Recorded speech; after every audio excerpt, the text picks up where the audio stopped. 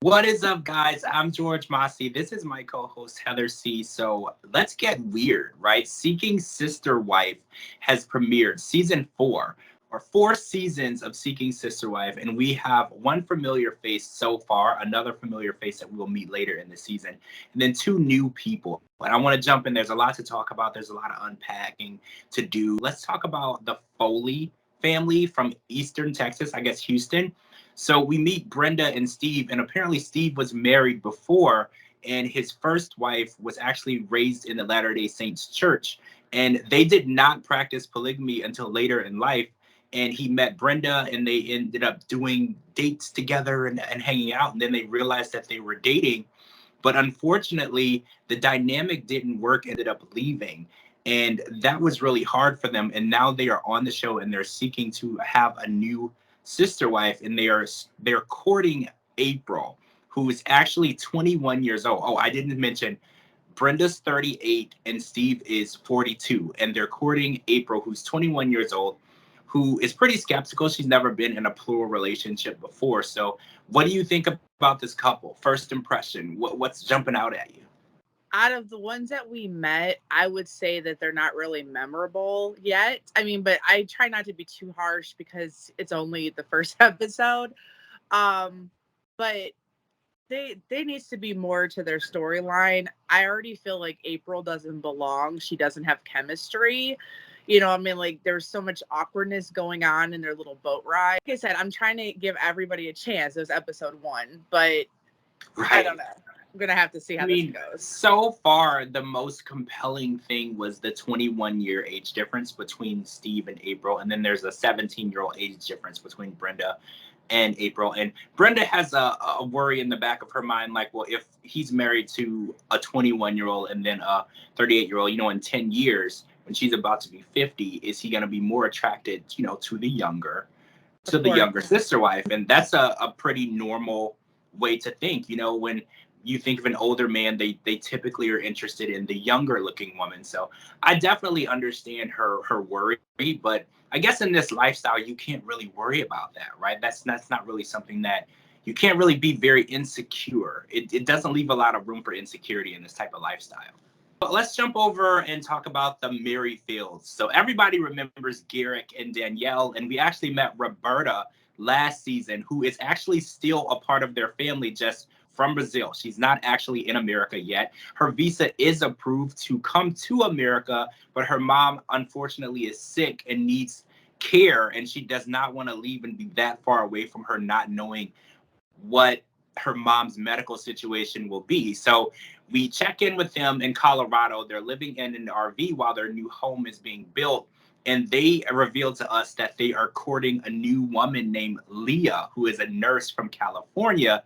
And I got the weird feeling that Danielle wants this courtship to happen to get back at Roberta. Because if you remember last season, Roberta and Garrick ended up being intimate, and that wasn't part of the rules. There's rules for some relationships, other relationships don't. But when you're courting in the process, you don't sleep with the person. And they waited until Danielle went to sleep, and they did this behind her back. And she was really hurt. And we saw a lot of tears and a lot of jealousy and anger last season.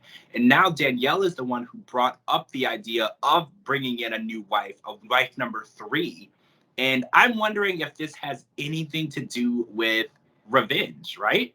I don't think that she ever liked Roberta. I really don't. I think that watching it, clearly she always had a jealousy problem. I mean, as one would. Most people don't like the idea of sharing their partner. But I think it's kind of weird that, like, it was working in her favor. Like, even though her visa was approved, she wasn't coming because, like, her mom being sick and everything. So I don't understand why she would say to Garrick, like, oh, it's time for another wife or whatever. Like, I don't want to say she was in the clear, but it's like, I can't read her because she's giving these weird mixed signals to, like, where she's like, I want to be with my husband and my family, but then the next minute she's okay with the polygamy. So I don't know. I was in her corner for the longest because, like, I know it's not for me, but I never practiced to be a polygamist, so I knew this type of stuff wasn't for me. But when she twisted it, it was kind of like, well, you know, we should get another wife. Then I'm like, okay, I don't really understand. Other than, like you said, she's trying to get back and she has some type of motives Right. because I I don't mean, know. I could be wrong, but I just got that she just seemed to get great joy when she was saying, "Oh, well, Roberta's gonna be jealous, and Roberta's not gonna take this well." And she kind of seemed a little too happy when she was saying that. And then when we found out when Leah arrives, she tells us that Leah and Roberta also don't have a good relationship because they have been in communication because they're going to all be sister wives. But Leah said that that relationship between her and Roberta is also very strained, and they would have to figure that out before they would even be able to go forward, which is really interesting because, they're in two different countries and what could be wrong yet? They're not even under the same roof. See, I blame Garrick on this one because I feel like he's trying to build his household because that's what God wants or whatever.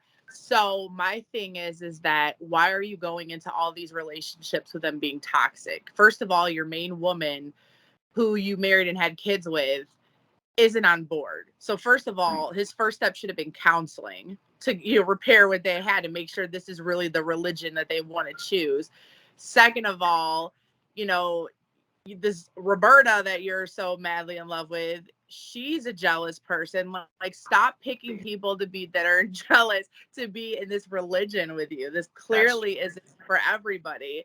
So I don't understand how he's building this house of toxicness. Like, I don't know. I don't understand him. You're right. It's toxic before they're even under the same roof. I definitely I understand exactly where you're coming from because they haven't even shared the same house yet, and there's already such animosity. I want to switch gears and talk about the Davis family, and I feel like they're going to be a breakout star this season. They're from Aurora, Colorado, and it consists of April, who's 36, Jennifer, who's 24, and Nick, who's 38. And their dynamic is very different from what we've seen in plural and polygamous relationships because Nick is a stay-at-home dad, and we've really only seen where the dad is always out working, and sometimes the mothers work, sometimes they don't. So the dynamic is very different here. And April actually has a son from a previous relationship, and Nick is taking care of him. He loves him, and the dynamic is just really interesting. And they said that Nick's key job is to stay at home and gather knowledge and read and be educated and share that knowledge with them. And everything about this relationship made my eyebrow raise. And I think it works. They all seem very happy, and it's so interesting to me. Like, what are you going to say next that is going to be crazier than what you just said? They're definitely something else. I used to think that polygamy was solely based on a religious, choice and, what they were brought up with and everything. I mean, other than Seeking Sister Wife, there's been many, many shows before where they've had families from polygamy where they have their own town, their own places, Right. and they practice religion and, they're very, very, just everything is religious about them. But one thing I realize is that with this show per se, a lot of it is just sexual choices. Because it you don't see a lot of religion in this. It's more like collecting people. And I mean, to each his own. Like I said, I don't know a whole lot about it, nor is it my cup of tea. I don't want to be in a plural relationship. That isn't for me, nor was I brought up in that environment. So it's foreign to me. But I don't know. With this couple, it's just kind of funny because it's like, are you serious? Like, even if they're multimillionaires, like, they were literally crying because they were saying that he stays home and studies and gives them like all this knowledge. And I'm like, okay, what? Like, it's whatever happened to everybody being able to have an income and work and stuff. And I mean, it's like, there are stay-at-home people, like, that's cool. If that's what they want to do with their relationship, that is great. But it's like, he's working on this another relationship, and it's like, I almost feel it's like kind of like, please forgive me for this.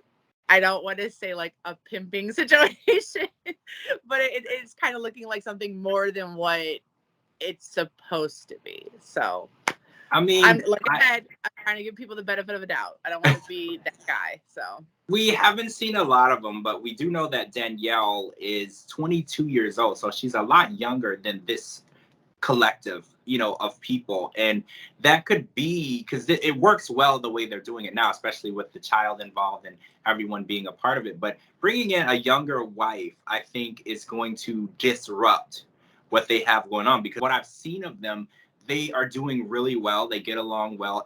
Everyone is in agreement of how their house is being run. Him not working, them working, and them cooking, and everything seems to be going well. So I think Danielle is going to be that wild card that, if you're not careful, it can, set the whole thing afire from the bottom. And I really want to watch this couple as they proceed, because they seem very educated on what they want, and they understand each other and what works. But all of that could go out of the window when you bring somebody new in, and all of the insecurities and jealousy and anger and animosity starts to come out, because they told us that there's no rules in their courting process. Nick said that there's no rules, and actually he said that the wives are in agreement with that. If he wants to sleep with anyone that he's courting, they don't have a problem with that. He said that he likes to refrain, during the dating process, to make sure he's fully interested in that person. But that's another thing. What if he's intimate with a younger woman, and then he's more intimate with her than the rest of the wives? And I'm just interested in to see how this is going to go, because this show has always caught my interest, because I love how we can watch other people live their lives in a way that we could never imagine would work. And sometimes they work, sometimes they don't. We watched the Snowdens, it completely fell apart. But I just want to see, people succeed in this, because we've always been taught that there's only one way for marriage to work. And there's only one way for relationships to work. And it's so interesting to see these shows and how these people are changing that. it is nice that they share their lives with us, because not everybody's going to agree, nor is everybody going to understand. So it's kind of nice that they decide to share their lives with America to give people a better understanding from where they come from. So, I mean, if I come across as uneducated or bitter, I don't mean to. It's just, it's a hot topic conversation, and just people want to dive right in and talk about it. So, like I said, I'm trying to give everybody the benefit of a doubt, see how this season rolls in. But I'm excited. Let's take that wild ride. I'm excited too. All right, guys, that's it for the first podcast. This is the first ever Seeking Sister Wife podcast for us. We've been watching the show since it premiered, but this is our first time diving in and talking about it with all of you. So if you guys have any opinions and feelings and thoughts of what we've talked about or what we didn't talk about that you wish we did, make sure you let us know. I'm George Mossey. This is my co-host, Heather C. Thank you so much for joining us. We will talk to you all really soon.